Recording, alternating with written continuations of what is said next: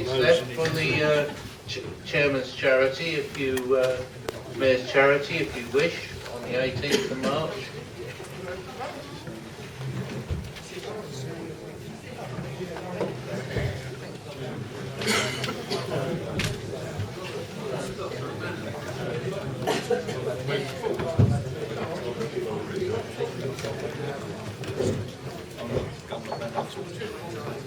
Okay. Members, as has happened in previous years, I intend to allow 6 principal speakers, group leaders, unlimited time to speak on this item. All other speeches will be timed at 5 minutes per speaker, and I will be tight on that if necessary. We will note that along with the budget report that has been tabled this evening, copies of proposed amendments from both Labour and UKIP Group have been circulated. I have agreed with group leaders an alternative method for this evening's debate, which will hopefully ensure clarity on what is being debated and prove to be effective. The procedure shall be as follows.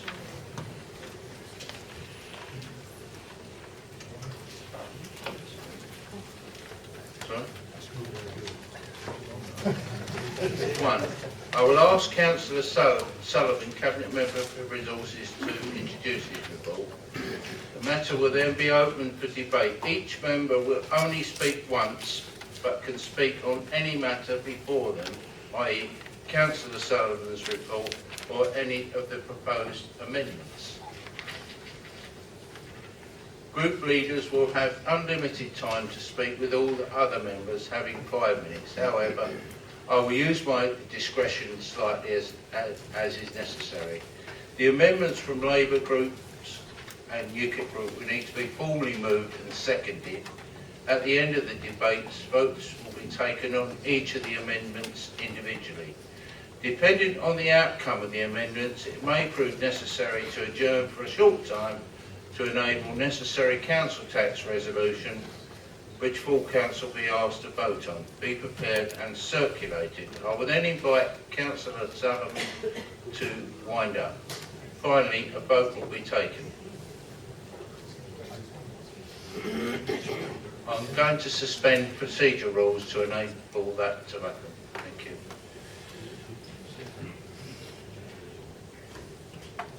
Councillor Sullivan. Councillor Sullivan.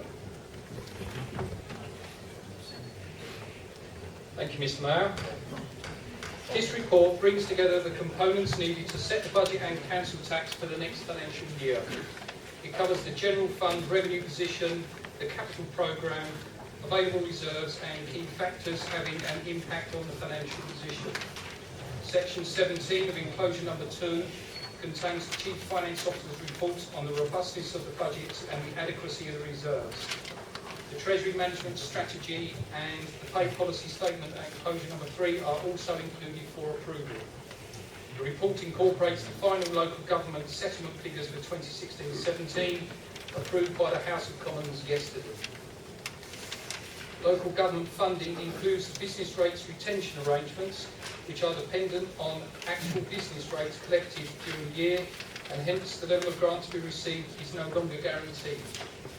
Due to the risks highlighted in the report, the estimated business rates growth for 2015-16 and 2016-17 may not be realised or sustainable in future years, and therefore has been put into the business rates equalisation reserve.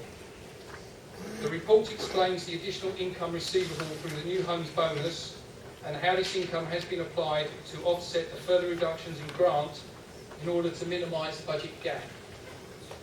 The government, however, has announced that levels of new homes bonus in future years are to be significantly reduced and are consulting on how the scheme will be changed in future.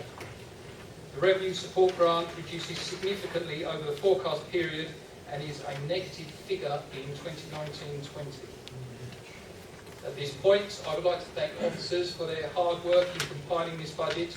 This is my 4th budget as Cabinet Member for Resources and was probably the most difficult so far, particularly with the last-minute adjustments by the government.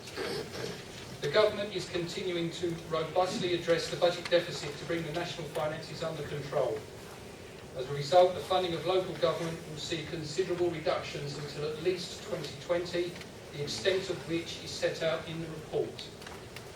This will create a forecast budget gap for the next financial year of £219,000, rising to almost £9 million by 2019-20. The delivery of efficiency savings will continue to be an essential component of the medium-term financial strategy. With that in mind, Mr Mayor, it's worth recalling that in last year's budget meeting, the UKIP group requested further unidentified efficiency savings of £150,000 to finance park night lighting, an ongoing expense the council will be struggling to fund in the current climate. A good example of the long-term folly of jumping on political bandwagons.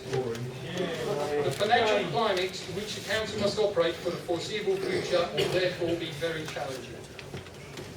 It is for this reason that I must regretfully announce a council tax rise of 1.99% for 2016-17. Just to put that in context, Mr Mayor, Essex County Council will be raising theirs by 3.99%. This is the first time the administration has announced a rise since 2010. To put that achievement into context, if council tax had kept pace with the consumer price index since 2010, it would now be £287.45, almost £30 more than the proposed banding charge of £257.85. Ultimately, the council must play the cards it is dealt with. Nevertheless, the administration will be writing to the MPs of this borough to appraise them of the difficulties presented to us by the government settlement to ensure the government is fully aware of the impact it is having. As I've mentioned, the financial climate will be challenging until at least 2020. It is a challenge, Mr Mayor, this administration is determined to meet and overcome.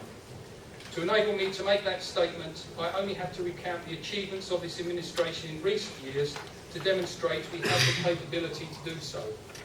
Government funding was cut between 2010 and 2015 by 52%, yet we still managed to cut or freeze council tax in almost all of that time while delivering the sporting village, Dale Farm site clearance and single status, as well as a range of other capital investments such as the Community Investment Fund and the Triangle Shops rebuilding Langdon Hills. This administration will continue to find ever more innovative ways to address the budget gap, such as moving the Department of Work and Pensions into Bas Centre, sharing services with other councils, the use of Sempre homes to generate rental income, promoting growth in the borough and regenerating Basildon Town Centre. In keeping with these ambitions, I'm still able to announce substantial capital investment across the borough. We currently have pending regeneration funding for Basildon Town Centre of £44 million, Mr. Nearly £6 million has been spent on Wickford Town Centre, and we have provided £500,000 for the Langdon Centre and £200,000 for Pitsea. So far, only Billericay High Street amongst our town centres has not seen any significant council regeneration investment. We will therefore be addressing this anomaly by allocating £280,000 for public realm work following the scoping exercise last year to ensure this vital hub retains its vibrancy and character. Over previous years, I have also invested council funds into various projects to replace or update much-used children's play equipment in parks across the whole borough. Last year's total of £152,000 was enhanced when officers managed to attract a further £222,000 of external funding to complement our investment. And I would just like to publicly thank Veolia North Thames Trust for their generous contributions. I am therefore announcing another £176,000 of park and open space improvements across the borough in Nevendon, Wickford Memorial, Langdon Hills and Crouch, so that hopefully our officers can again attract additional funding to boost our total. In the same vein, I am also making a provision of £120,000 to assist Hannekins Farm in Billericay with a replacement for the much-used AstroTurf pitch, and £30,000 for an innovative project to put solar panels on the roof of that facility, which will make it more self-funding and viable. We will also be making provisions to improve residential parking in Nethermain and upgrade the CCTV system in Wickford to bring it on a par with Billericay High Street and Basildon Town Centre. Finally, a one-off borough event will be held in 2016 with the intention of drawing together and consulting with the communities of the borough. I would also like to confirm that investment amounts remaining unspent from the previous year will be carried forward to this year, including those allocated to the Langdon Centre and Pittsfield. In conclusion, Mr Mayor, the national and global economic situation affects all of us, and in each succeeding year the budget setting process will get harder. But this year's budget lays the foundation to meet those challenges, which history has demonstrated only this Conservative administration is capable of dealing with. I therefore recommend this budget to Council for approval. But before I sit down, Mr Mayor, with your indulgence, as the amendments will be in the overall debate, which I wouldn't be able to then speak again on, if I could address my comments to the amendments now. First of all, the group of amendments from the Labour group, I'd like to address those collectively. I think the thing that stands out for me, Mr Mayor, on this is what's missing. If I could remind members that at the council meeting on the 17th of December, the Labour group opposite voted against our local council tax support scheme, thereby showing that they preferred that we would fund 100% of that scheme on those eligible. We calculate that that would cost this council £332,000 a year, or the equivalent of a 2% rise in council tax. So if all the Labour group would like to recant their opposition to the local council tax support scheme, then perhaps we would reconsider their alternative budgets. If not, then I think, Mr Mayor, that makes them invalid. They have also not considered the adverse impacts of the fall in other budgets. Members, Councillor Sullivan has the floor. He will be heard in silence. And they have also not considered the adverse impacts of the cuts in the other budgets, which they are proposing to use to fund their alternative items. There is an issue there on the toilets and pitches, which I believe my colleagues will also be addressing. With regard to the UKIP amendments, first the one on the free special collection service to be restored to residents who receive the LCTS. That would mean, Mr Mayor, to me that we would have to means test this. It will be a lot more additional administration. They're only using 25,000 of the parking. Parking, if they're going to scrap it, will be about 100,000. They've not mentioned what they would do on that. So as I mentioned in my introduction on the main budget speech, as this will be an ongoing expense, beware of jumping on bandwagons with ongoing costs, which this would be.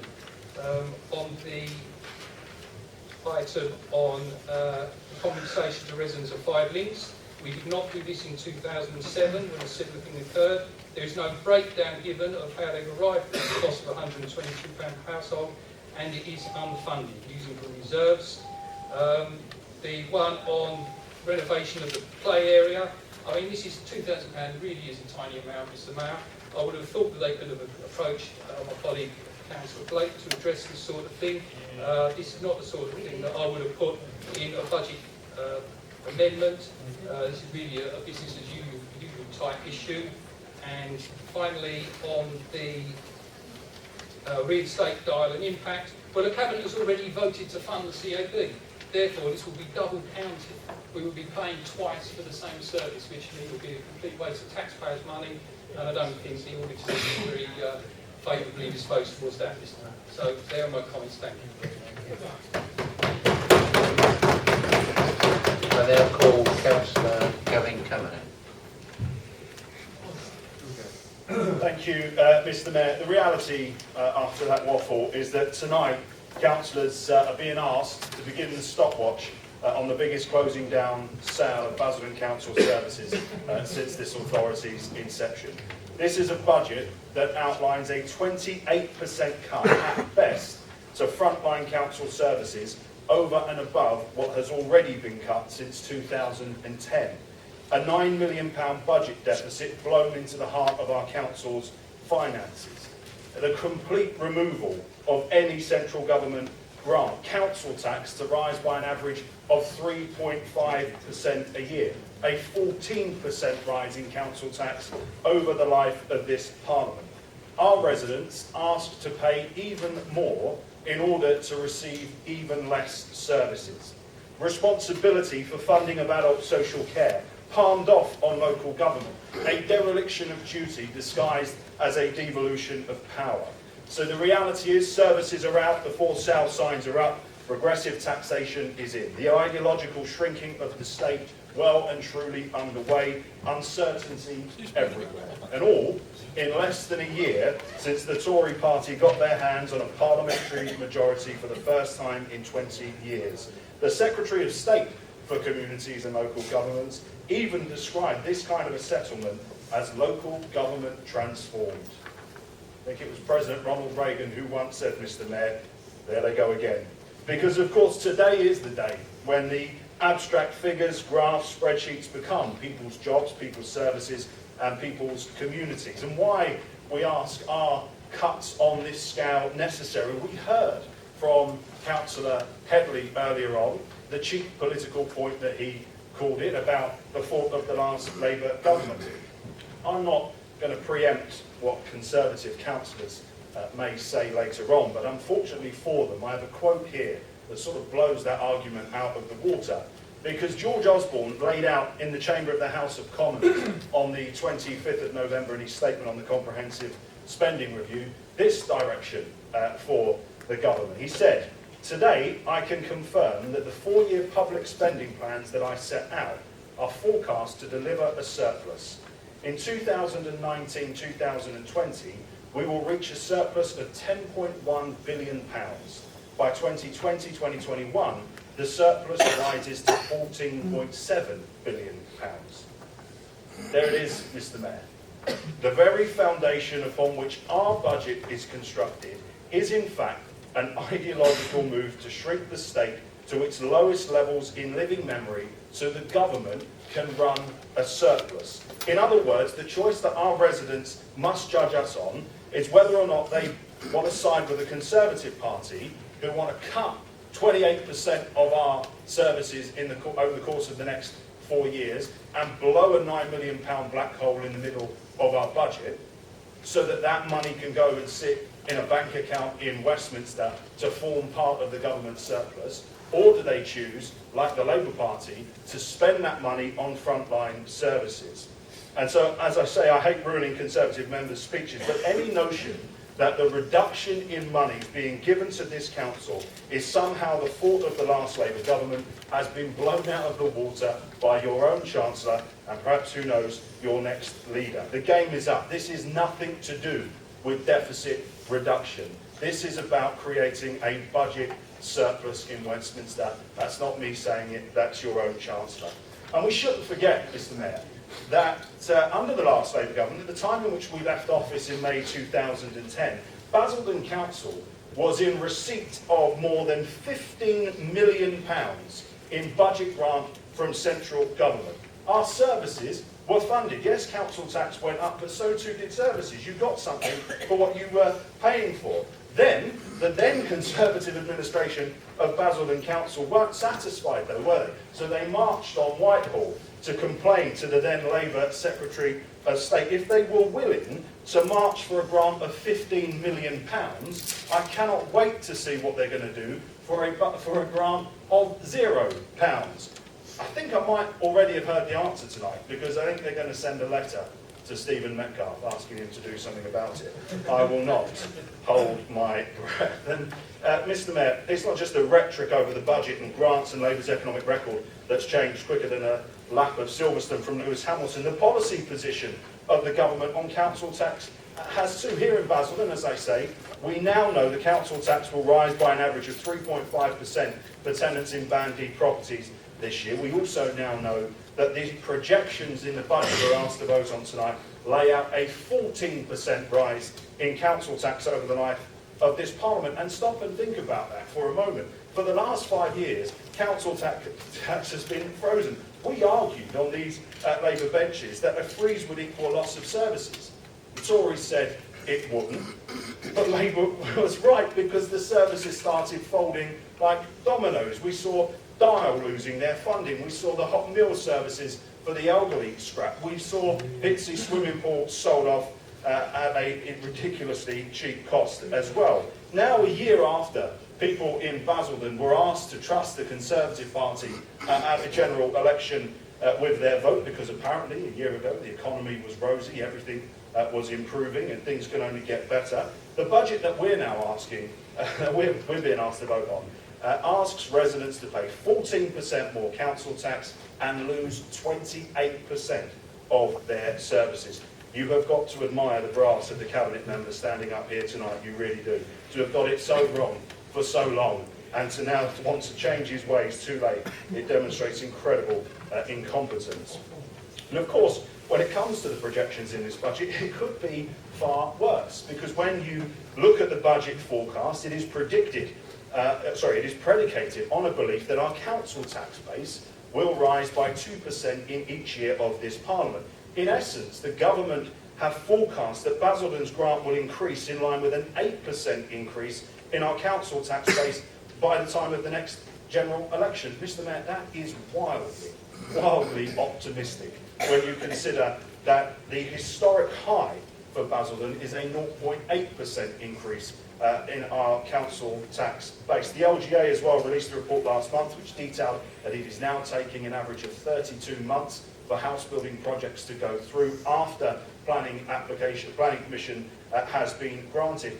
It means that we are going to be short in next year in order to meet this 2% increase by 1,144 homes.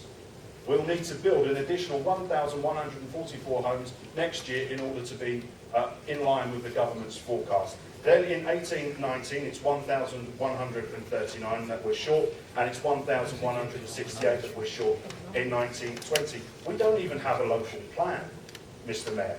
We will not be able to do it. So actually, instead of our grant being 2.6 million this year, 1.1 million next year, and 280,000 in year 3 before zero from the government in year 4, it's actually likely that it's going to be even lower, meaning our overall budget gap will increase well beyond the £9 million that is in this budget tonight. On the new homes bonus, the government is also consulting on that. The government grant that we receive is almost certain to be effective, perhaps even negatively so. It could easily mean, Mr. Mayor, that in just 4 years this council is faced with a budget gap of in excess of £11 million as a consequence of these misguided Conservative reforms. It's no wonder they look so glum, isn't it, tonight? And when you add into the mix, Mr. Mayor, the fact that the largest part of the increase in council tax that our tenants are having to pay is actually coming from the introduction of a 2% precept to pay for adult social care, you begin to see just why this budget is such a raw deal for residents. We support more monies for social care, and we certainly sympathise with the leader of Essex County Council in so much as doing nothing isn't an option. But don't think for a minute that the Conservative Party should get away with this, because I sat on a panel 12 months ago with John Barron when he was asked about this, and he said when he needed the votes of residents that he promised £6 billion of central government funding into adult social care. Then, of course, they won the election, and 8 weeks later they decided to defer that money, which has left councils woefully short.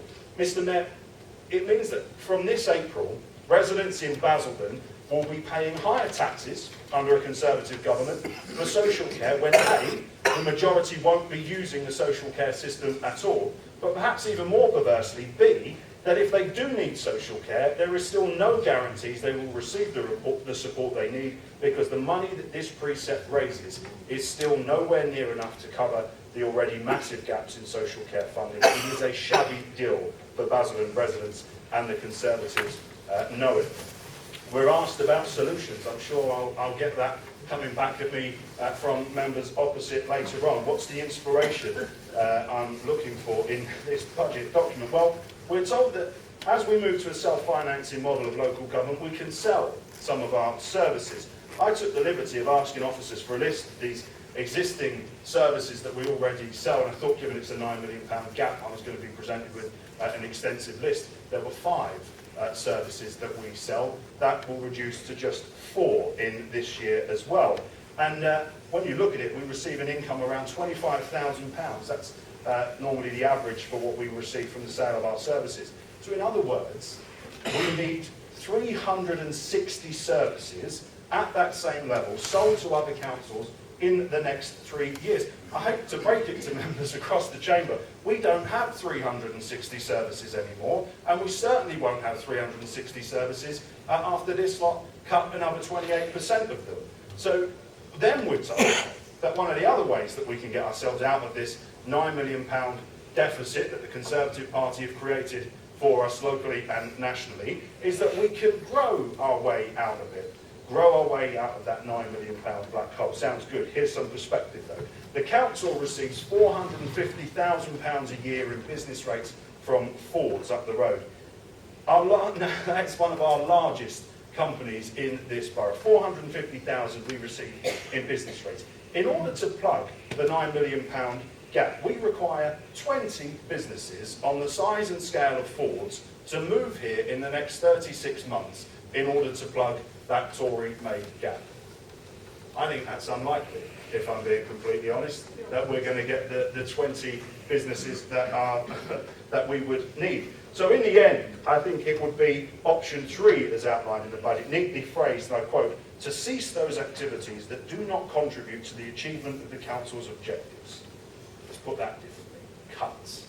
That is what we're going to be going down. The most savage cuts to Basildon services in living memory. And make no mistake, that for some of the Tories here tonight, they might try and play a good game. They might even, we might hear some mumblings of a compassionate Conservative agenda, but be under no illusions that for some of these Tories, locally and nationally, this is their ideological objective. Cuts to public services on this scale are the very reason that some of you lot came into politics in the first place.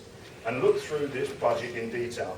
You see for yourself, smiles greeted that last line from our Conservative members. As we see 28% of services cut, smiles accompanied that piece of information on the record. And when you look through the budget in detail, you see for yourself, no more money for projects like the Wickford Town Centre regeneration, no more money for street scene and street furniture, no more money for things like the refurbishment of the Langdon War Memorial, for the Community Investment Fund. There isn't even, Mr Mayor, this I know will displease you, there isn't even money allocated to fund the St George's Day celebrations.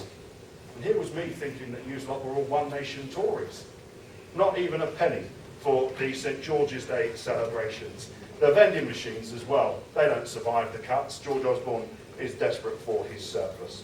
Dig deeper, and you see a 16% reduction in monies to help benefit grants. A 16% reduction there to support people with discretionary housing payment, disabled people who are still penalised by a Conservative government for having the audacity to need a second bedroom for dialysis and who are unable to increase their income.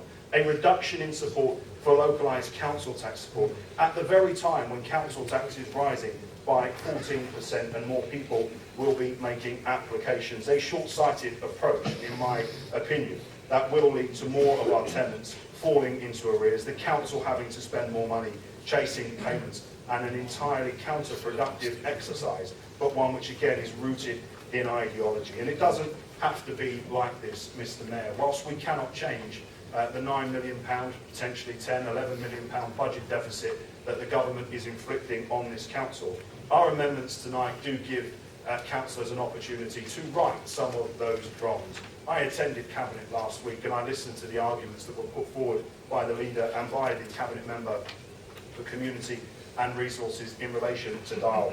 And the ignorance with which you spoke was alarming, because the expert who sat in the room, who deals with disabled people day in and day out, who was telling you that the service that you are now inflicting upon disabled people through the CAB cannot work, you ignored that information, and there was absolutely no reason to do that. DAL provide an invaluable service for disabled people. I see that in my job on a daily basis, and the amendment that I put forward to you tonight offers a way in which we can mitigate some of the, well, should we say, the erroneous decision from the Cabinet last week. I advance that we do that by reducing the Markham's budget altogether in my amendments. That is a reduction of 25%. I note that in terms of Markham's, the council has a legal duty to inform residents about local services.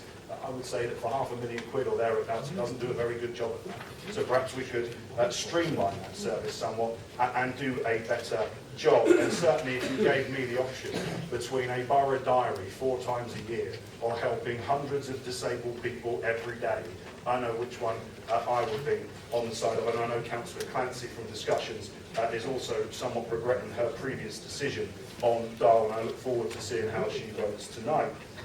On Amendment 2 that I have put forward in relation to park night lighting, anecdotal evidence from across this borough will tell you, from the Wick to the Five Links estate, right the way across, that the reduction in lighting at night has indeed led to a feeling of people feeling unsafe, a huge rise in crime, particularly on the Wick, which Councillor Harrison and I have previously spoken about. A huge rise in crime on the Wick, especially at night. The way in which we aim to do that is again listed here. We are still given an extremely generous amount of money to corporate training budgets, and as I say, reducing that Marcom's budget altogether by 25,000. The amount that we're looking to relocate on the postage in that amendment actually is in line with a revised budget from this year. So that is money that is underspent from this year, which would not lead to them being short in the next financial year.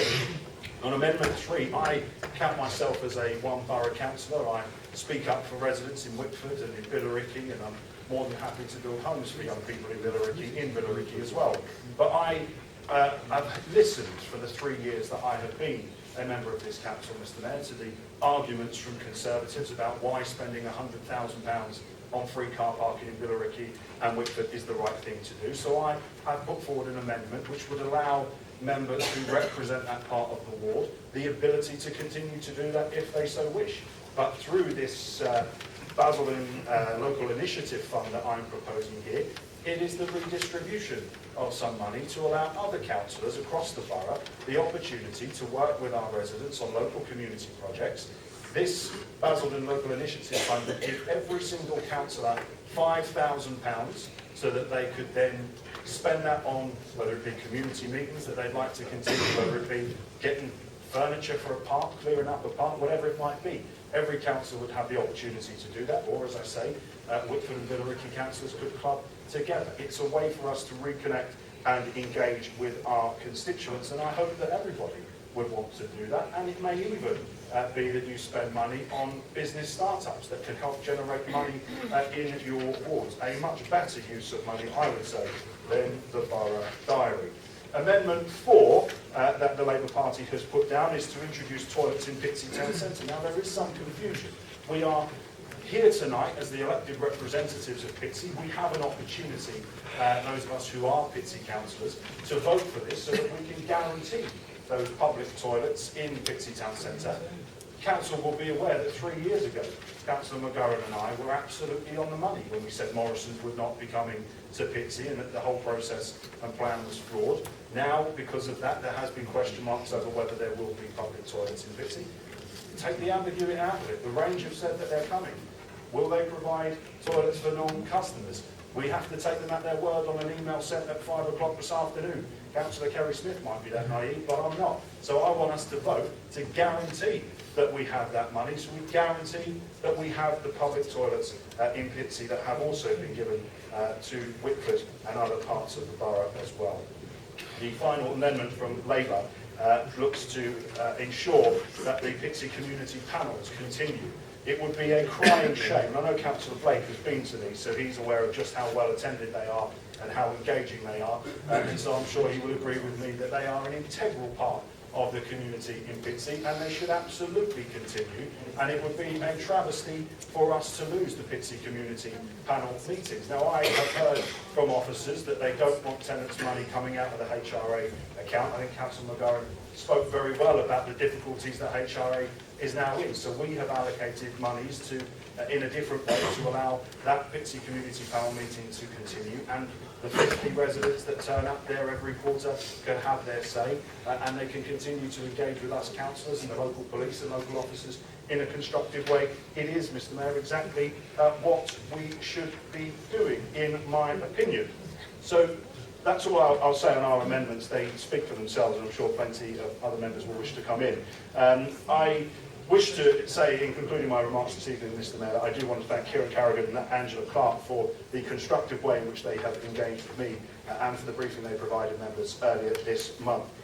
I mentioned a quote from the Secretary of State at the start of my contribution. In that same debate, he went on to say the following: "I believe that our gloriously diverse country will prosper more if the districts that make it up have more power.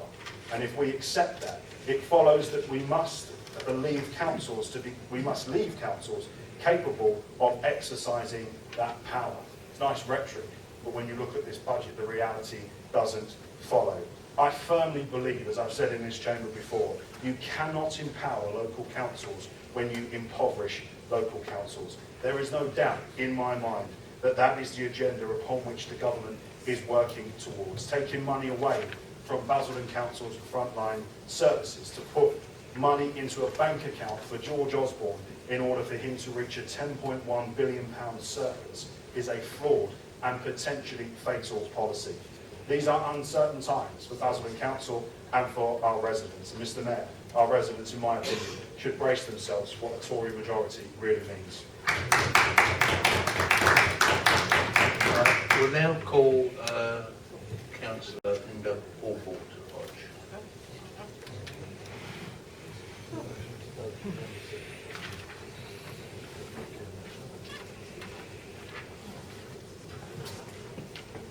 Thank you, Mr Mayor.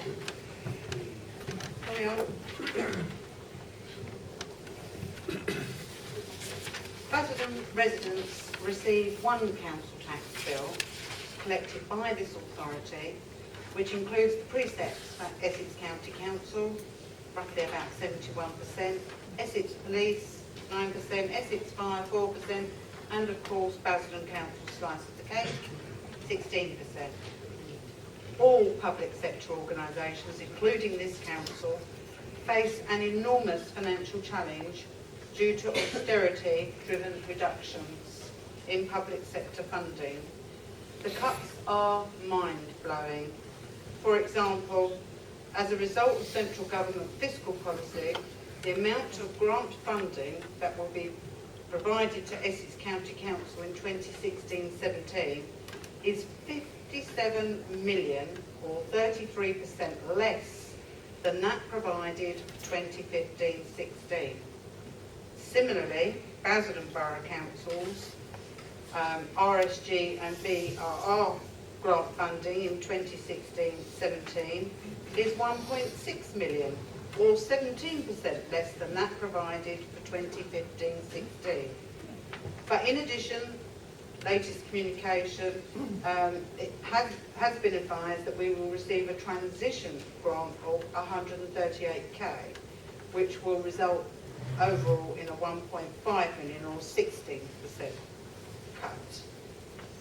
These cuts are against a background of increasing demand for services as our population swells, due in part to us all living longer, but more significantly because of our open door border policy as a member state of the EU. We recognise and support the merit of the introduction of the national living wage. We are also aware that health and social care integration is a major factor in managing demand and can deliver both financial benefits and better value. In the comprehensive spending review, central government set out a requirement for all areas to have integration plans by 2017. However, even allowing for currently planned cost improvements, the Greater Essex Health System is projecting a deficit of £283 million by 2018-19. And we all know these services are at breaking point. Given that the settlement grant cuts are much worse than anticipated, the huge increases in care costs, the new living wage costs, and the lack of any government grant for not raising local tax, will place unsustainable financial pressures on public sector organisations, which have already made massive savings. For example, Essex County Council has saved over 525 million in the last 5 years. And Basildon Borough Council has saved 37 million. I don't have the figures for the police and fire authority, but we've all read in the press about the unprecedented cuts that have been made to the police budget. It is clear to all that there is no sign of the UK reducing its 1.6 trillion national debt, and far from the hype about the UK's economic recovery, official figures last week put UK growth at 0.5% in the last quarter of 2015, the slowest for 3 years.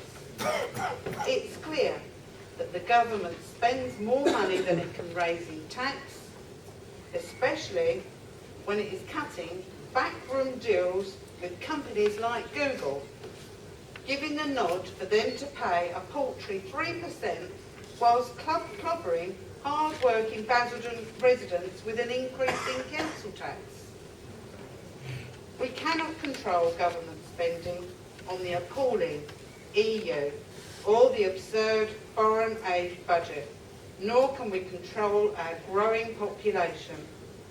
The challenge for us all is not just due to cuts in funding from central government, but the inability of public sector organisations to plan for the inevitable but unknown increase in demand for services resulting from the unprecedented increase in our population.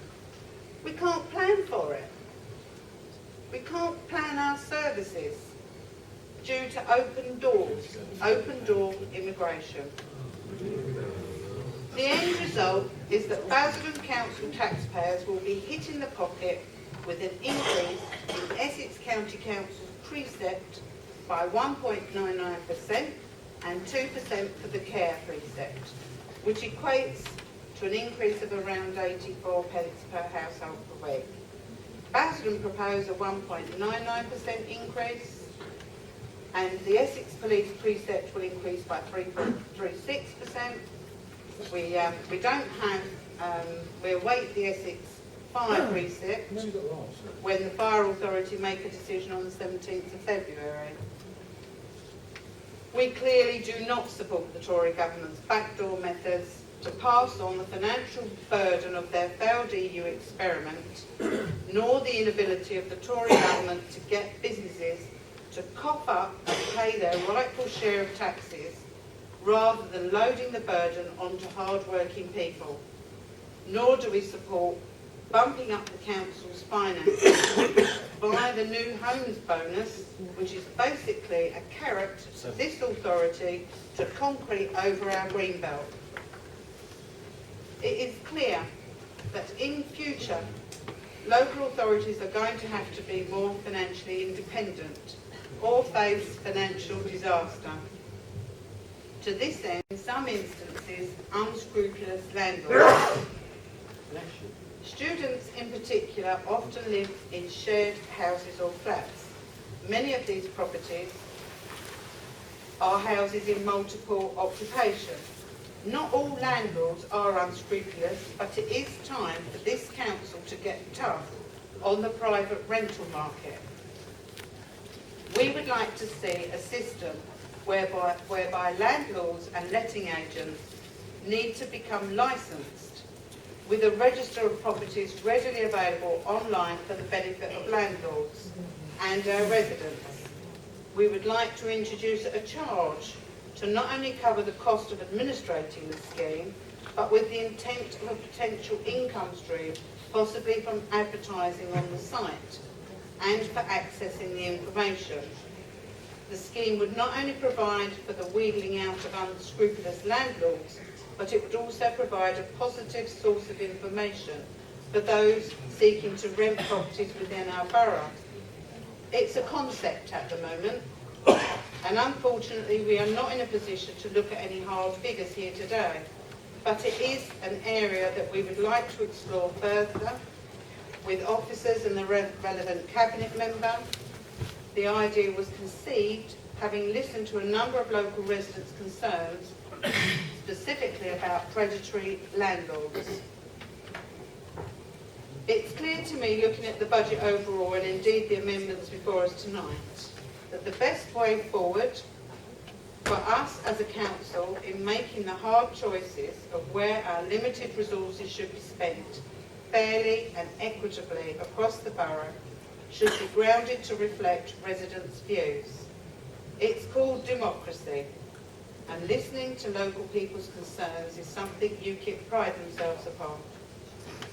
I'm not sure how successful the council have been in engaging with local people in the online annual budget consultation about what they would like to see in the budget, but democracy is alive and well in our communities with our parish and town councils, our 2 remaining community panels and other established community groups.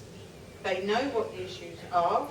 We need to take the politics out, consider their concerns and act, if appropriate, on schemes that benefit all corners of the borough and not specific geographical areas, like the free Christmas and weekend car parking in Billericay and Wickford.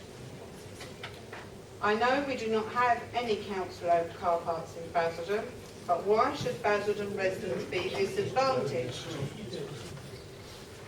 Equally, this council has already undertaken several staffing reviews over a number of years, which has resulted in a much leaner organisation. We are in the business of highlighting how we want services shaped for the benefit of our residents within budget restraints. I do not support any recommendations for chopping specific departmental budgets like the council's marketing and communications without a full service impact assessment. Whereas I know that not everyone living in Billericay and Wickford can't afford to pay for parking, it is the sole reason why 2 of our budget amendment proposals are advocating the redistribution of the savings that could be made from the cessation of the nice-to-have free parking to what is considered frontline services benefiting all residents of the borough. You have before you our amendments. Amendment 1, which is looking at the free special collection service to be restored to those residents across the borough that are in receipt of localised council tax support. The scheme is fully inclusive and costed of administrative costs, and the total scheme would come to $25,000. And as I've said, we are advocating that that be funded from the cessation of the free car parking. Let me give you the background as to why this has come forward to you for consideration. In a recent survey carried out by Keep Britain Tidy on behalf of the Department of Environment, it shows that the places that have the lowest levels of litter, fly posting and graffiti are also those least at risk from crime. Conversely, the research pointed to what we have all instinctively known for quite some time, that more deprived areas suffer from poorer environmental quality. The report confirms it clear and irrefutably. Litter has a huge impact on the quality of our streets and public spaces, and we all have a responsibility to keep our communities tidy. While this council has made great progress in recent years with the Pride in Your Area days, the Crunch mobile tip service, the Basildon Recycling Centre for Household Waste at Pitsea, dealing with fly tipping, and we do run a special collections for the disposal of large household items. However, the latter is charged at £10 for each booking for up to 5 large or electrical items. However, as I mentioned, the research shows that there is a clear link between crime and environmental quality. So clearly there is still more to be done to keep our neighbourhoods clean and tidy. particularly in our most deprived wards, and recent crime stats acquired via a Freedom of Information request to Essex Police proves the link. Since Essex County Council switched our lights out, it is clear that while crime has dropped in Billericay and Wickford, crime across the 9 Basildon wards has increased by 13.3%. More specifically, burglary is up 128.8%, vehicle crime 23.7%, and violent crime by 19%. I personally have attended the Pitsea North West and South East Community Panel, and I know Councillor Gary Cannon attends on a regular basis. The Community Panel acts as the eyes and ears within their local community, reporting items such as dumped rubbish, abandoned vehicles, and the like. The issue of dumped large household items is raised repeatedly at those meetings, with repeated requests for the free special collection service to be reintroduced. One of our amendments is for the reintroduction of the non-charge special collection service for those in receipt of localised council tax support. And notice it's for across the borough. I could have quite readily have said just in the deprived wards. But we need to be fair and to deal with our initiatives in an equitable way. So this is a borough-wide scheme. The proposal before you is on the basis that not everyone can't afford the £10, which is why we're advocating that it is only free for those in receipt of localised council tax support. That the environmental quality of a neighbourhood benefits all residents and homeowners, regardless of tenure. So that's privately owned properties or rented. The environment benefits everybody within the community. Unlike the free parking initiative for Billericay and Wickford, it will benefit all corners of the borough, and unfortunately we are now in the business of prioritising and making hard choices. This is one of them. It's a proposal that, together with other council initiatives, will not only help further towards restoring pride on our estates, but may well indirectly help reduce crime. I'll let my colleagues speak on the UKIP Amendment 2 and 3. I just very quickly want to basically elaborate that we do support the reinstatement of the funding to both Dial and Impact. There is most certainly grounds for calling in the decision made by Cabinet recently, not least of all because the Council failed to demonstrate and prove the case that our disabled residents would not suffer as a direct result of the recommendation to shift the funding to the CAB. A full service impact assessment was not undertaken with clients, and if it was not shared with members, and both organisations challenged the accuracy of the information provided to members upon which the decision was made. Opposition groups are united on this, as it would appear that we have both put forward a submission. I just hope we can agree upon the funding mechanism to enable us to put that right.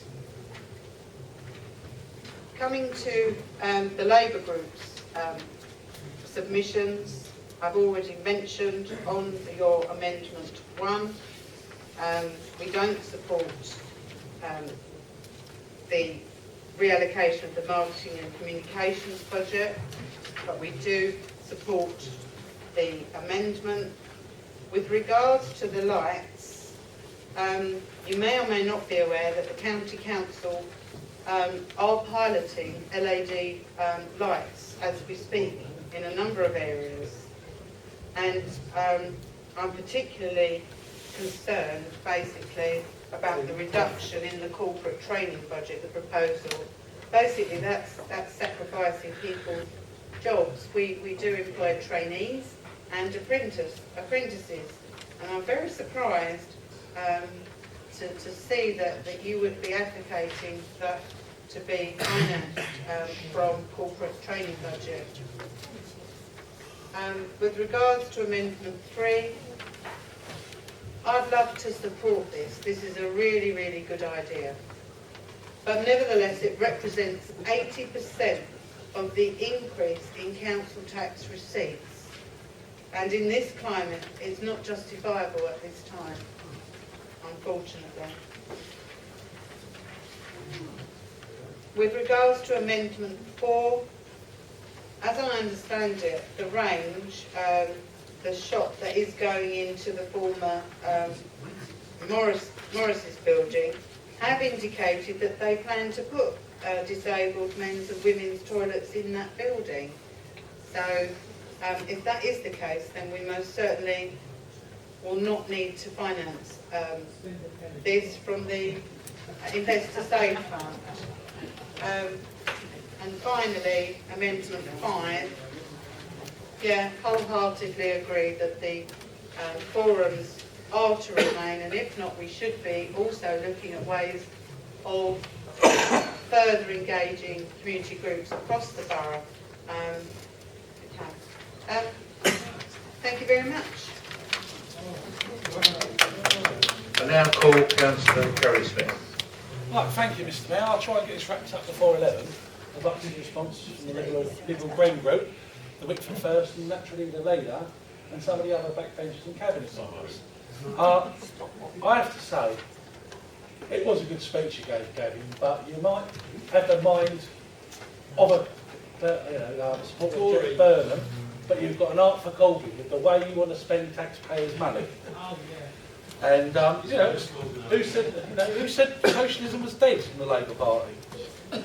No, to correct something, when we was hearing a rendition of Airline from here, the film Airline, listening to that, wasn't it? You've seen the film, haven't you? The passenger by the chap going on round the house. Anyway, getting back to the Labour Group amendment, Council's about to roll out LED lighting in all night areas. And because this council took the decision last year not to cave in and stand up unlike Harlow, counties having to give in. And the county elections are in 2017, so it'll be people like me, Tony, Melissa, Mark, and is there any others hiding around here? Tony. Yeah, I did say that. We'll be up for re-election next May of 2017. So we're all going to be fighting to make sure this issue's dealt with. And as for the postage budget, you did do well recently with your survey a couple of years ago that cost the taxpayers £500. And I'm glad you agree that we should stop wasting money on council propaganda. That's really good. But on a serious note, when we're having to rely on business rates to finance the council by the end of the decade, being petty-minded and saying we mustn't support parking in Billericay and Wickford is smiting our nose to cut our face. I would like to see more businesses open up in Billericay and Wickford High Street paying business rates, because that will be money coming to us to help support our service. And of course we might like them in Basildon, but we're going to have bills to pay and we won't have the money to do it. And we need to be sensible. And just one last little tidbit, I mean, if we can bring county council into the subject, let's look at some socialist pet projects that was put in an amendment on Tuesday at County York. Nearly £200,000 to tell smokers that it's bad for them. And every time I buy a packet, it says it on there, smoking kills. But that could have been £200,000 down the drain. £50,000 to pay for one-off consultation on about potholes in Essex. They clearly don't get out much. Now, getting on to the UKIP amendment, some of it makes sense. I'm not sure about the 5 links. It's going to cost £122 per household to change the details. I don't see that as a justifiable number. I mean, postage isn't that expensive, nor is ink and toner cartridges. Now, as the leader has done in this year's budget and last year's budget, said to members, if there are things you want in your ward, bring it to them. Now, Little Doden is in my ward, that Parkway area there, and it does need a liquor paint and some investment. Why didn't you bring it to the leader? We did. And nothing got done. Phil, No, if we didn't did get they a bring it to response. you? Yes. It's not time for discussion, it's just been carried. Right, well no, hold on, we've got a question Got here. an email, got it in writing. Right. So again, that's all money. Now, getting back to the budget itself, it's £300,000 approximately, I understand, what we're asking, or not even a fiver a week off taxpayers. Now, at county I voted against the council tax increase because when people complain about the things that matter to them, such as the potholes, if they're lucky, very lucky, someone comes out with a tin of orange paint and paints the edges, and then besiege their local elected representatives. Which millennia is this lamppost going to get repaired? Or this pothole in my street? And it's excuse after excuse after excuse. And I wasn't prepared to see our residents pay extra taxes to go into a Leviathan black hole. But I know Basildon delivers. When I call about bushes blocking a path or other items, I don't get excuses. I get the standardised email, you will get an answer in 10 working days. And within those 10 working days, the problems are resolved. Now, what resident wants to jeopardise weekly bin collections, good services, for the sake of a £5 on band day? And for people in band C and band B and band A will naturally pay less of an increase. That's why we'll be supporting this. Our group does not support putting up taxes. But I know later this year we will have the referendum, and I think quite confidently we will vote to leave. And we will have that money, and then we can spend it on the socialist state. We can build more hospitals, more schools, roads. We can build up these public services. But I've made my group's view crystal clear, and out of respect to the other group leaders and the cabinet outstanding backbenchers, they deserve the right to speak. I'll just say thank you, Councillor. Thank you for doing that. I now call Councillor Peter Horniman. Okay, thank you, Mayor. I also would like to follow Councillor Smith's example and keep this precise and to the point. Interestingly enough, something which has come up listening to a lot of people here, not only tonight but other meetings we've had, is that a little short time ago, myself and two colleagues in Wickford formed a group, shortly become a party, hopefully. And when we got the name of Wickford Independence, we decided that a tagline would be good for that title. And the tagline that we came up with was free of party politics. And this was kicked around quite a bit to decide, does this mean anything? Is it worthwhile putting a tagline on? I think tonight we've seen an example once again of what party politics does to intelligent and informative debate. I didn't realise that this was a platform really to show how good or clever you were. I thought it was for discussing a motion or a topic that we had to pass on a statement about.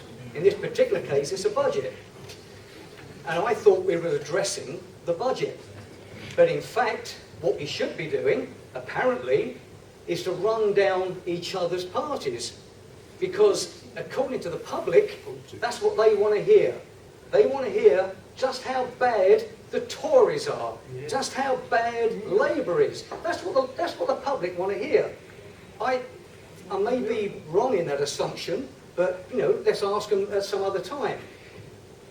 In Wickford Independence, our example there is that the public want to hear what we are going to do for them, not what the rest of the country is doing on a national basis. They want to hear what is happening on a local basis.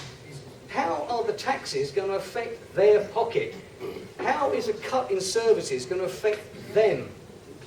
And if you say, well, let's look at what Labour's done to the whole country, to be honest with you, I'm not bothered what they've done to the whole country. What I'm bothered with is what they've done to me, what they've done to my residents, constituents. I'm looking after the people that voted me in. And that's my only reason for doing it. I'm therefore very, very upset on this when the figures came out recently on the housing. allocations. How many houses are being built in each of our regions? And quite rightly, I was surprised as anybody when I saw the numbers that were being imposed upon Basildon. Very, very significant amount. I was even more flabbergasted when I saw what was being proposed for Wickford, because being a very small town, this was the second highest amount of houses in the whole borough. Fair enough, houses need to be built. I've got no problem with that, and we've discussed this many, many times here. Housing is not the problem. Infrastructure is the problem. Okay.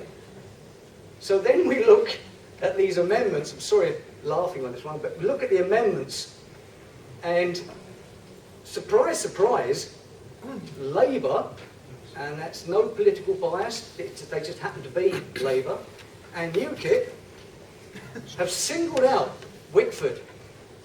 Singled out Wickford, this small little town of just a few little people, which will very, very soon be expanded by about another 9,000 people. But they want to take away the parking, as if this parking reason is going to make any difference whatsoever to what we're talking about with the budget. Because the government has imposed this, we as a local, and I'll keep referring to this, we are a local council, and we should be dealing with local policies, local problems. And what the government has done to us is the same as it's done to the rest of the country, and this local council is making the best of a very, very poor, bad position. They have looked at what's available and come up with a plan. Yes, there are holes and flaws in it. There was holes and flaws in everything. My whole life is a background of business. And anybody here who's started a business, runs a business, or is involved in business knows very, very well that when you try to embark upon a scheme for something, it involves taking into consideration all of the elements that can make this next scheme successful. And there will be failures and there will be profits. But what you do is come up with a strategy. And as far as I can see, and I read through this very weighty document several times, and to me, there is a strategy behind this. It's not all good, but then again, we are working within the parameters that we've been set, just like business. We are given a pack of cards and we play that pack of cards the best way we can. And as far as I'm concerned, this budget is the best that we can do at the moment. What I have real difficulty with is looking at this plethora, if that's the correct phrase, plethora of amendments that have been added on by Labour and UKIP, which target Wickford. I don't know what we've done to upset the two of you. I mean, we're just a little pin squeak on the outskirts of nowhere, and yet we're upset you completely. Well, I apologise for anything we've said or done, but it won't endear you. Believe me, we've got elections coming up in a few months. It will not endear you to the people of Wickford if they find out that you two parties want to take away this one tiny little thing which they really like. Over Christmas, bar humbug, I think is the phrase, and that's all you want to do. I have no party politics. Councillor has the floor. It's healthy debate. The one thing that I have picked up, which is not really a criticism, it's more of a question to our Tory comrades.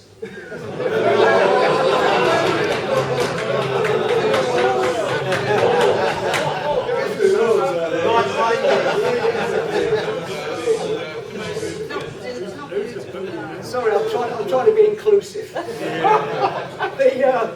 The one item I've picked up on is this borough events, which is down as 33 I'm sure that's £33,000.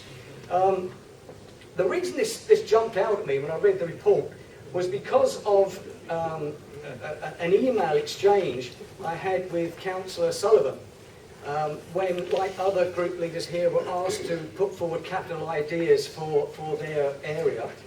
And we had one idea that came up was for Neverton Road, which may not mean anything to any of you, but it's a place in Wickford.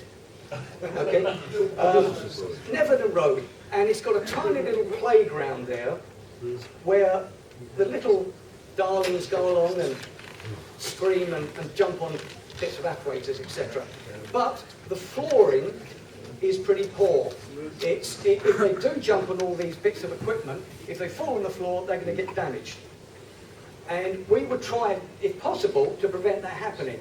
So I put in costings to Councillor Sullivan, and he looked at it very, very closely, took advice on it, and what came back was, we can do part of it, which is good. I mean, this is work. This is parties working together. He said we can do a bit of it, which is good. The problem is, the bit that he couldn't do is about £10,000 to £15,000. And I thought, 10, 15,000, that is a lot of money. And then I look at down here, borough events, which I'm assuming is sandwiches and Coca-Cola or something, if I'm allowed to advertise them, sorry. Fizzy drinks, £33,000. And I would have to say, I struggle then to understand, you know, is a sandwich and a fizzy drink more important than a safety flooring for young children? You know, it may be a bad comparison, which I apologise for that.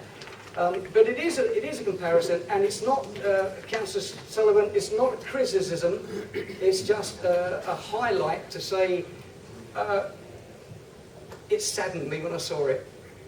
But apart from that, apart from the amendments, which I will not support, apart from that, the budget I will support, because it's the best of a bad job. I'm sorry, lads, it's the best of a bad job, but at least you tried. But at least you tried. Thank you, Mr. Mayor. Thank you, Councillor. I'm now going to call Councillor Bill Radcliffe. Thank you, Mayor. I'm not going to indulge in taking the unlimited time, because I'm sure there are other members who would like to say something. So I won't be following the example set by Councillor Hodge, or Councillor Callaghan, or indeed Councillor Holman. A couple of points that I want to make in the context of the national situation, because I think it is relevant to sort of quote this. One interesting thing that I'll leave you with are the pronouncements in recent weeks that maybe we're heading for another recession. I wonder how the Tories will blame that on the last Labour government. But we wait and see that. Now, looking at the budget is good in parts, I suppose, difficult to find some, but I wanted to address in particular the issue of Dial and impact. Now, in the amendments here, because I think they have to be put in this particular way, you're talking about reinstating the budget for Dial and impact, but leaving the funding for CAB as was decided at the cabinet. Okay, I can understand the technicality there. I think the case has been very well put, both the scrutiny committee that looked at this, that the job that is done by Dial and Impact is unique and helps the most vulnerable in our community. Yeah. I don't believe Councillor Sargent believes it herself, frankly, that those services can be taken on by CAB. CAB generally do a good job, but I'm sorry, we're talking about something very specific, helping our residents. And it strikes me that this, and I will call it a cut because it is a cut, this particular cut is particularly vindictive and nasty coming from the Tories because of what they're doing. And I remind you of the proud history that this council used to have when it used to have its own welfare rights service and used to provide support to people in this community. I'd also point out to the other amendment as far as community forums are concerned. Now, I remember, I think the very few, Jeff will remember, Dave Harrison will remember, I think all of you 40 remember, the old joint estate management committees that used to operate in this district. Now, the full name of the Joint Estate Management Committee was I will correct you. Part of this council's commitment to talk to residents, listen to residents and join in with residents. One time things like rent increases used to be decided by discussions between councillors and the Gems. There was a real sort of sense of community involvement. Now, you aren't talking about anything really radical here, about one of the most active community forums. It's continuing. I would add to that London. I'm sure Councillor Hodge will agree with me because I know she's been there as a London resident. I used to go to the St. Martin's, which regrettably was not very well attended. But you had there in the west and the east of the borough two important vehicles for people to put their views. Councillors to hear them, councillors to participate in those discussions. And I think it's particularly nasty again that we're going to do away with this. I find the comments about Markham's hilarious, to be honest. And I'm sorry for doing a historical bit, but I suppose as I've been around for a long time, I'm allowed to. There was a councillor from Wickford once called Councillor Linda. And I remember Dave Houseman was involved with him standing up at council meetings waving Link, which was the community newspaper. Your Link lies, he used to say. Now tonight, we've got the Labour group saying, well, let's cut down quite dramatically on the amount spent by Markham's and things like, sorry, it's now called the Borough Diary. They changed the name of it. They changed the heading. See the new heading, sorry. But given the priority, given the choice between spending money on Markham's and spending money in Golden Impact, I know where my priorities would lie. And I would also say that the council needs to investigate maybe other ways of getting its message across. Social media, for example, which is going to be very inexpensive to do so. And also going to be sort of quite effective. Street lighting, I've got a bit of a problem on, and I did hear what Councillor Hodge says, and I know about the intentions there, and I know Labour moved something some time ago on the street lighting. I don't believe that it's right that we should pay for something which is the responsibility of the county. Yes. And I leave it up to county to actually sort that out. I think we put pressure on them. So, you know, that's one of the amendments that I am not going to support. Toilets in Pittsy's town centre, yes, okay, but let's have some toilets in Basildon town centre as well that are accessible. I'll tell you a true story. My wife today, as you know, she's had a knee operation, and she therefore finds stairs very difficult. Now, what she does on Thursday, she goes on Costa Coffee, meets a friend. Of course, Costa Coffee, you've got a downstairs toilet, you can use it. She had one hell of a job today because Costa Coffee was closed. And actually, having to go and find a building, which is not big one. She had to go upstairs, all the sort of that work as well. So, yeah, so why not better facilities in Basildon Town Centre as well? Free collection service. Yes, why not to everyone? The way that we used to have a free collection service. We've had Councillor Smith in the papers this week with a load of rubbish. And we all know, don't we? We all know that throughout the borough, fly tipping is a problem. And the way fly tipping is accelerated is because people don't want to pay for free collection service.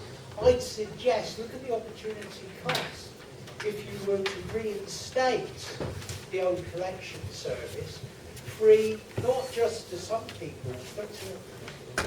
Anyway, I'm going to finish there, Chair, so that other people can join in. Thank you.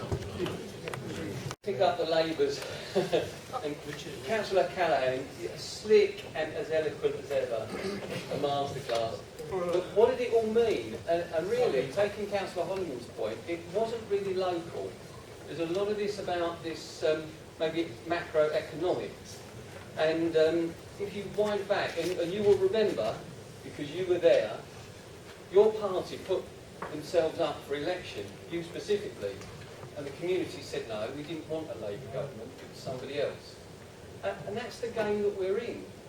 Now, I can't and won't apologise for any government. It was just as bad under Labour as it is under Conservative. So suck it up, guys, because it's not going to change. Now, I have to say, the speech came over a little bit fricked, because what you say in your elegant delivery is a lot of stuff. And you think to yourself, where is this going? Because I'm not even sure we can assimilate that into today's context. Because the context that we're living in is pretty dire. We've been handed a task down by a government that means the council has to change. Nobody can argue about that. It doesn't matter whether I'm leader, or Councillor Callaghan, or Councillor Paul Hodge, any of the other leaders. If you stand here, you will have to deal with the same economics that I'm having to deal with now, and that is what this budget is all about. It is about being local. It is about dealing with the problems that we've been handed down and doing the best job we possibly can for the borough. And not just south of the A127, but the whole borough. And I think sometimes members forget that, particularly as Councillor Holliman has said. You go out of political spite and you target communities north of the A127 in Billericay and Wickford. And what we've tried to do there over the years that we've been in administration is treat all of the borough fairly. All of them fairly, equal fair shares. And you can see that by the way we've demonstrated that. In Basildon, in Langdon, in Pitsea. Pitsea's never looked better. And okay, Morrison's not coming, but the range is. Much to the dismay, I have to say, of members on my, is this right or left? On the left. Because they would have loved to have a big empty shell there where they could have said, we told you. But no, the range is coming. Pitsea has never looked better. Pitsea has never looked better. Councillor Turner has the floor, please. Thank you, Nick. Pitsea has never looked better, and it's going to get even better because we are going to deliver more to the community of Pitsea. Their residents are going to be so pleased and proud. And that's what this administration is all about, delivering to the heart of the community. And at the heart of our policies is the resident. And it doesn't matter what walk of life or what social background they come from, we try to deliver services that are tailored to their needs. Now we can't do that, we can't gold plate everything anymore. Local government cannot deliver that. And I don't mind telling you that because I'll try and be honest and pragmatic about the way we've got to change in the future. Yeah, you can call it tailoring, I call it tailoring of services, but you can also call it cuts. Get used to it, because we are going to have to make some really tough decisions. And the idea about this minority administration putting their plans before council is that we would like everybody to share in that. And all we've had tonight is rhetoric from a very, very high level, macro national agenda. It's not going to help. It's not going to help this council, this borough, or the resident. And that's what we're going to come to terms with. Now, again, Councillor Callaghan, fantastic speaker, as I've said before. Please give all your findings to the Chief Executive, because he's telling me and us that in the 4th year we're only going to have to find 9 million. But you seem to think we're going to find 11. So I'm interested in where that gap is. Don't get me wrong, 9 million, that is a huge task. And I've said, and the papers have picked this up, you may have read it, every service is under review. And I asked the Chief Executive to go back and re-review services. You cannot leave any stone unturned on this one. And whatever administration is here after May, they're going to have to come up with some pretty tough decisions. But again, it will be a minority administration, whoever takes the role, and they're going to have to rely on other council members. It's going to have to be, I'm afraid, a collective decision. We're all going to have to get involved in that, and we're all going to have to share the blame and the burden. Because we're going to have to go to residents and tell them how their council is changing, what they're not going to receive in the future. And that, unfortunately, is the real world.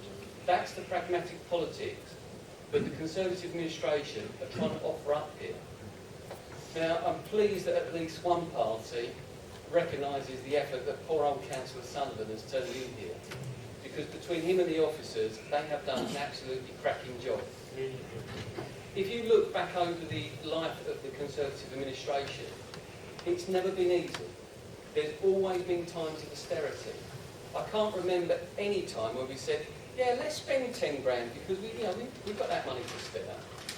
But when we came in, the position that we had was not as favourable as it is now. Reserves were low, council tax was high, services were, and you'll forgive me for this, Chief Executive, mediocre. And what we've done over that period of time, working together, is to boost everything. We've kept council tax low or reduction over the last 5 years. We've improved services.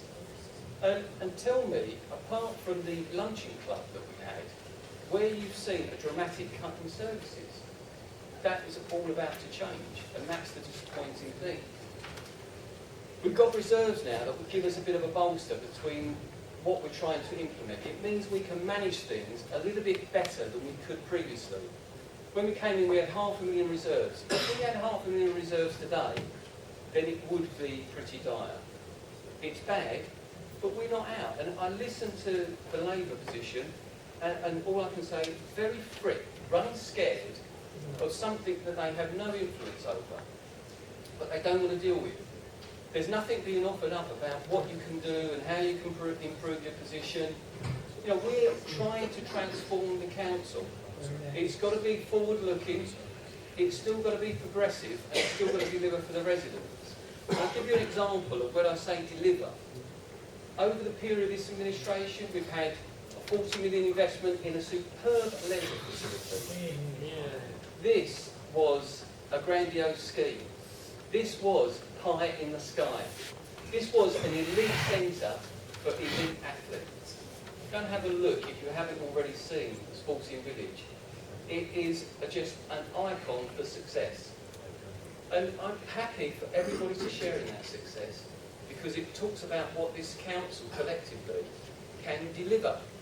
It's not necessarily about this administration, it's what we can do for the residents of this borough. And that's why talking nationally doesn't help you. We talk about housing earlier. That's all about the residents. That is about providing homes for our children and the community. Yet you would, listen to it. It's we're the last bastion in the encroaching European Union into Basildon. It is a nonsense, and we've got to get more practical about how we're making our money work. you look at the Triangle Centre. There was a shocking area that was probably not fit for use when it was built, if I'm honest. Yeah, it got burnt down. We could have just re-provided that exactly the same as it was. Again, we actually turned that round and put more money into it. It's better now than it's ever been. Made really good use of it, and it's got housing. It's got dwellings in there. All of these examples. We talk about poor old Billericay. Well, in fairness, and with respect to Billericay residents, of whom I serve, of course, Billericay doesn't need the vast money that other areas do. Billericay's doing okay. But why would you want to take away parking? Why would you want to undermine that economy? It's not for the residents as much as it is for the retail. So wherever you look around the borough, we've tried to be fair and practical about what the investments are that we're putting into the community.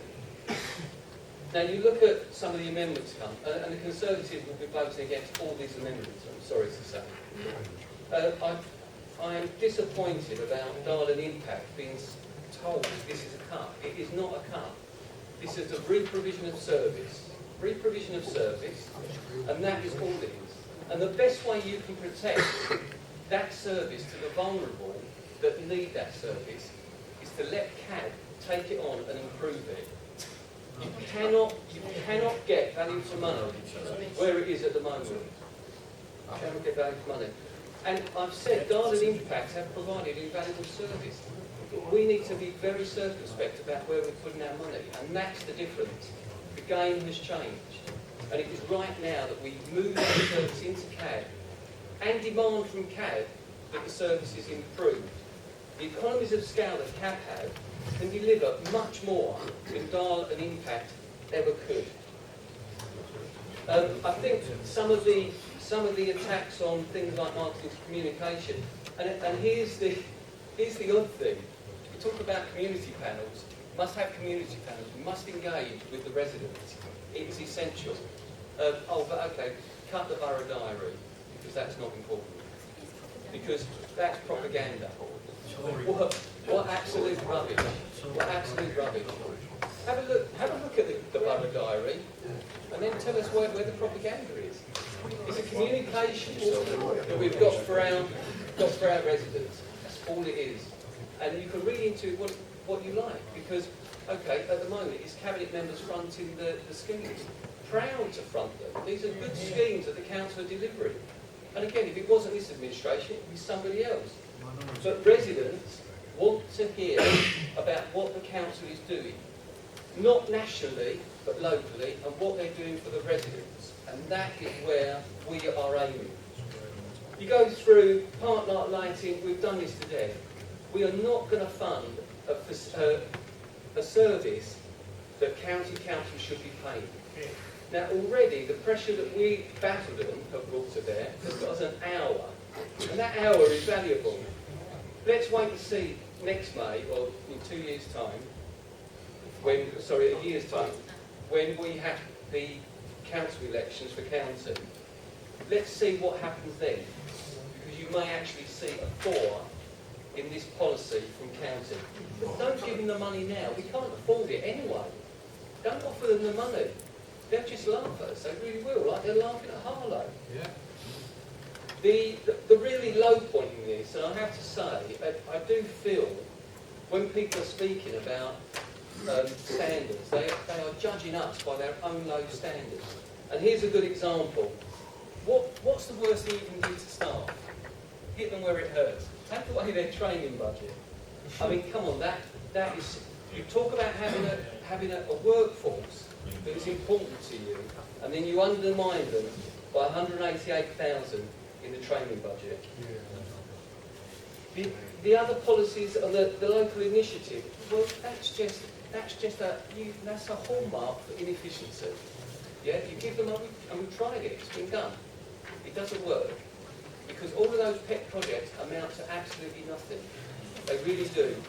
You put the money into the community and it sounds great, it sounds like local democracy, but it just gets frittered away and the resident who is paying gets absolutely nothing or very little.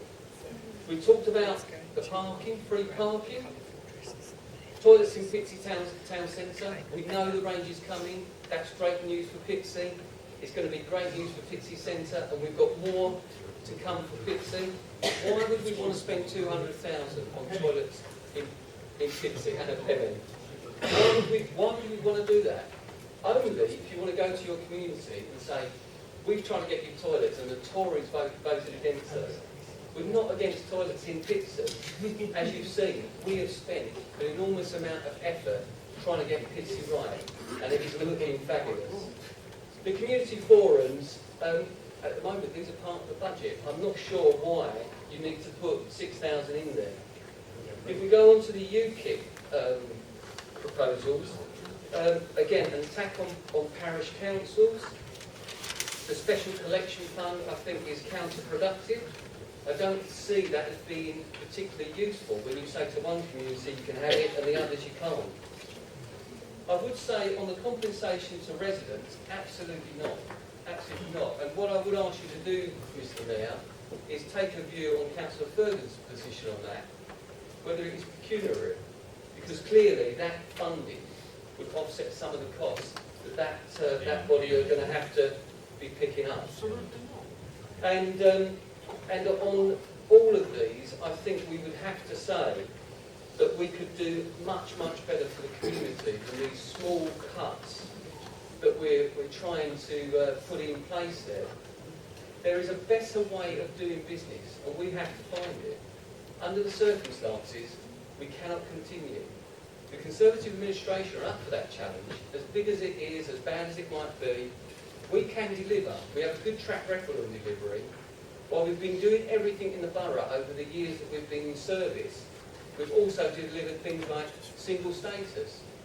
The community don't even know what single status is because we haven't told them. We've just dealt with it. That was a 20+ million risk to this council's finances, and we managed it. We managed our farm. We will manage 9 million. Was it a waste of money? 11 million. Was it a waste of money? I think it was a necessary action that this council had to take. Who knows where we would be with that? Mr Mayor, I commend the officers and Councillor Sullivan for doing a superb job in difficult circumstances.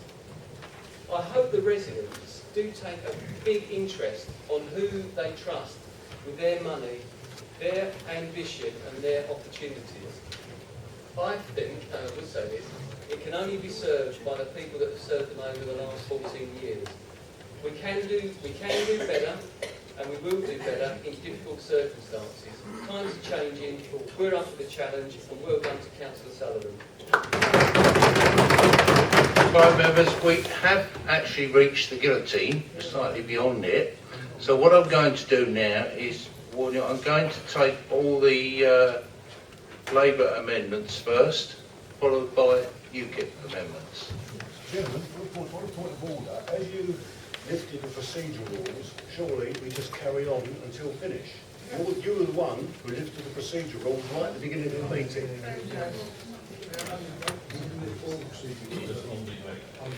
That's what he said. He checked the table. He checked the table.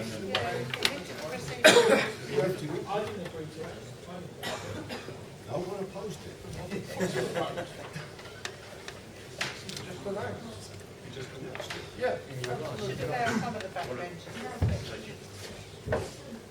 I think the approach came to the Mayor was that his procedurals were suspended to allow the debate to take place in accordance with what he set out at the start of it. Not all procedurals were suspended, and therefore the guillotine wasn't suspended as part of that.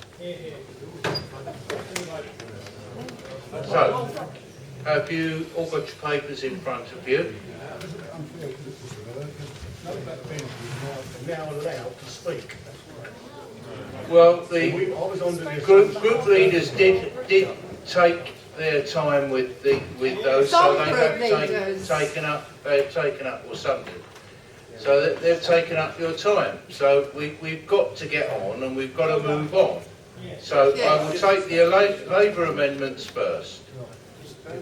Amendment 1, all those in favour, please show. All those against?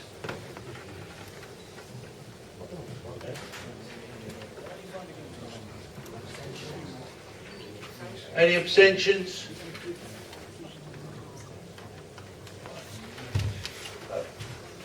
That's lost. Amendment 2. All those in favour, please show. Thank you. All those against? Any abstentions? Thank you. That is lost. Amendment 3. All those in favour? All those against?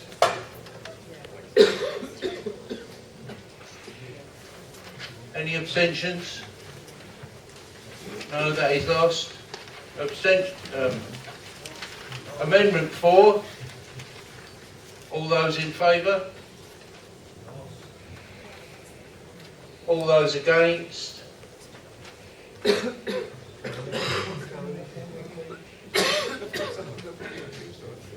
Any abstentions? Lost. And Amendment 5. All those in favour, please show.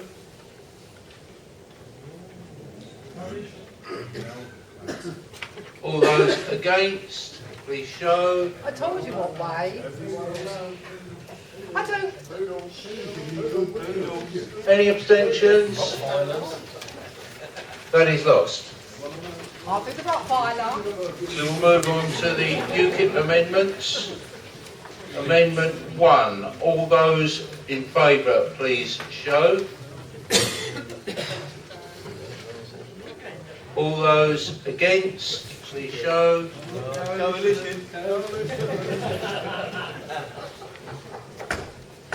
Okay, that is lost. Any abstentions first? Sorry. Yep. Amendment 2. All those in favour, please show.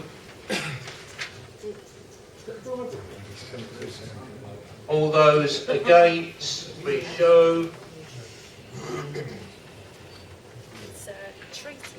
Is there any abstentions? That is lost. Amendment 3. All those in favour, please show.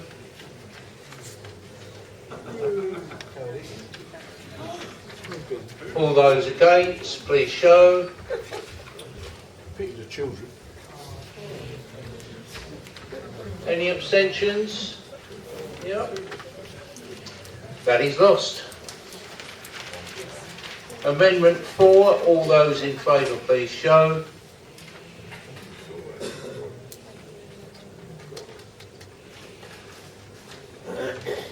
All those against, please show.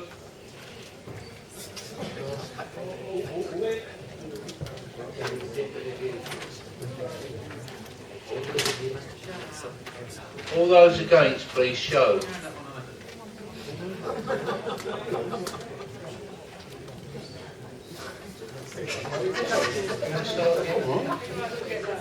Any abstentions?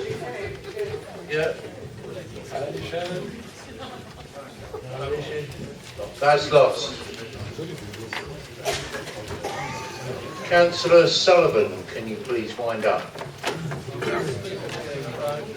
Thank you, Mr. Mayor. I'll try to keep it as brief as possible.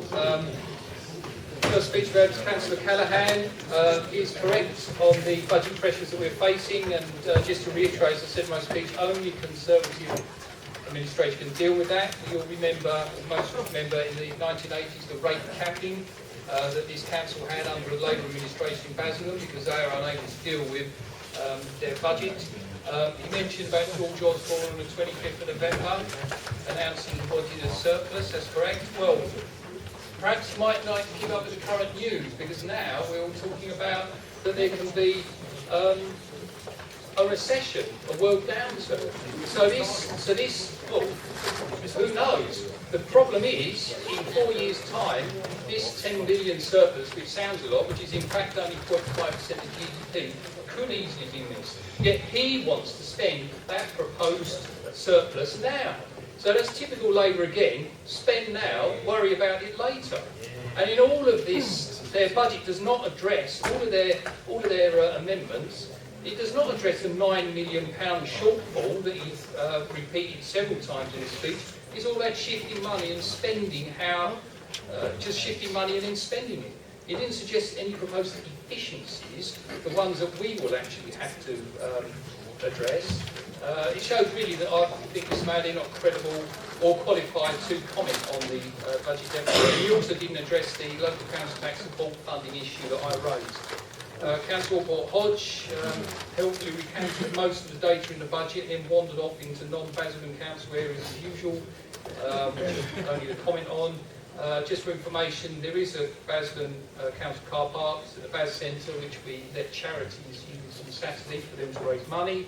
I dealt with the amendments in my earlier speech, but just as Elaine, her amendments didn't have any efficiencies in there, no attempt to address the looming budget deficit. And with regard to litter, which she placed a lot of emphasis on, well, in last year's budget I put a provision of £75,000 for estate clean-ups. The budget, of course, which she voted against. Councillor Smith, I'm afraid I haven't seen the film Airline, is Well, you've correct. seen it, Airline Free.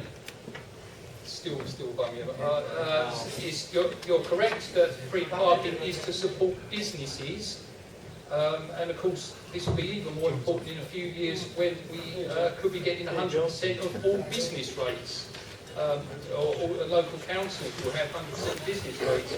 And thank you for your comments on the services, and we will endeavour to maintain the standard of them. Councillor Holliman said he wants to be non-party political. Well, that's a noble sentiment. Good luck with that one in Basildon. I hope you therefore, in that sentiment, will consider the budget on its merits. You're correct, it's a long-term strategy, and the opposition amendments don't address the deficit. On your two concerns that you raised, the borough event, well, unlike Basfest, this one will actually have specific outcomes which will be in keeping with the promises of the corporate plan. And concerning the funding of safety matting, well, as I mentioned in my speech, the officers were able to attract almost over double what we had budgeted for on-play equipment, and I'm confident that they'll be able to make up any shortfall in expenditure on play equipment as we did last year. Councillor Rackley mentioned Dial.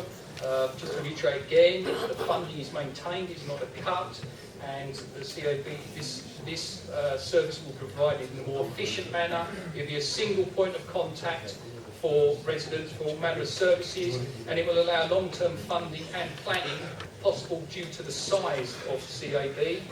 Approving them on the park night lighting, and it's Essex County Council responsibility. He seems to want toilets all over the borough. I would have to remind him that these toilets are a building, you then have to maintain them, which of course will be an ongoing cost, which has not been budgeted for. And with regard to the free collection, yes, a great idea if we can afford it, but I would suggest that £10 for 4 bulky items is still pretty good value for money. Councillor Turner, he was mentioning about tailoring of services and tough decisions. He was being brutally honest. I'm sure Councillor Holliman would approve that. And he also mentioned that we're going to have to take collective decisions with how we're going to tailor these services, and I look forward to opposition engagement with that one when we have to do it. He's correct about the reserves. Because we didn't spend the money, we are now in a position we can use those reserves to transition the change in the council. We're going to have to tailor our services. And just finally, he mentioned the sporting village. I think the jewel in the crown of the borough. And don't forget, with regard to earlier in this meeting, or early in the evening, we all voted to accept most of us voted to accept Max Whitlock to Freedom with the Borough. Of course, he trains at the sporting village, and I think it's about time we start being a bit more proud of the borough, Mr. Mayor, instead of talking it down. So with that, please, if you could go to the vote. Thank you. Okay, members, we need a vote. Can I have a show of hands, all those in favour, please?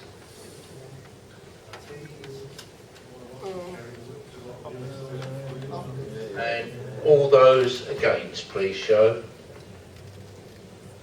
You've got a vote against, you've been told by you. All those abstaining, please show.